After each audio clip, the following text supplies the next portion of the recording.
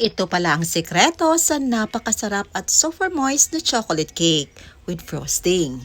At no need na ng oven at napakadilang pong gawin. Tara, samahan niyo akong mag-bake nito. Sa ating bowl, nag-sieve tayo ng 1 and 3/4 cups of all-purpose flour. Nag-add tayo ng 1/2 cup of good cocoa powder. That's po ang ating ginamit. But any kind of cocoa powder ay pwedeng gamitin. Nag-add tayo ng 1 1/2 teaspoon of baking powder and baking soda and 1 1/2 cups of brown sugar. Nag-add din tayo ng 3/4 teaspoon of fine salt. In a separate bowl, kinak natin ang 1 large egg.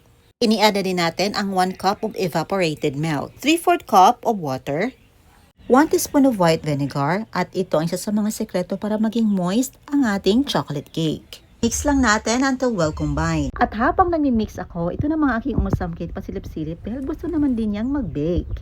Kaya tumulong na siya sa pag-mix. At muntik pala nating malimutan ang pag-add ng 1/3 cup of cooking oil. Nakakatulong din ito para maging moist at fluffy ang ating cake. Gagamit tayo dito ng 8x3 inches frying pan. Hiran lang natin ito ng oil.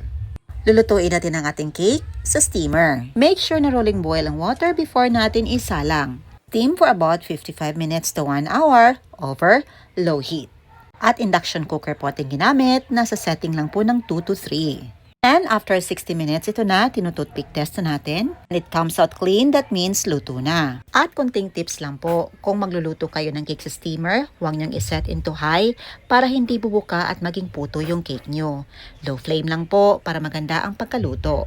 Gagawa naman tayo ng chocolate fudge frosting. Naglagay tayo ng 1 cup of good cocoa powder, 1 cup of brown sugar, at saka 1/4 cup of all-purpose flour. Nag-add din tayo dito ng pinch of salt pambalansin ng tamis.